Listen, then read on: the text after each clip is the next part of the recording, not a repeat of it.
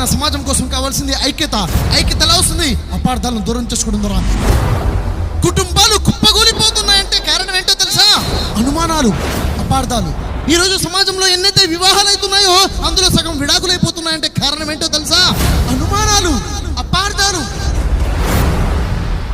అర్థం చేసుకునే సహనం లేదు, అర్థం చేసుకునే తత్వం లేదు. చిన్న విషయంలో అపార్థం. ఇక్కడ చూసిన అపార్థాలే. ఇద్దరు అన్నదమ్ములు విడిపోతున్నారు, అపార్థాలు. ఇద్దరు పార్ట్నర్స్ విడిపోతున్నారు, అపార్థాలు. చిన్నప్పటి నుంచి కలుస్తున్న స్నేహితులు విడిపోతున్నారు, అపార్థాలు. పెళ్లి చేసుకున్న భార్యాభర్తలు విడిపోతున్నారు. ఏంటి?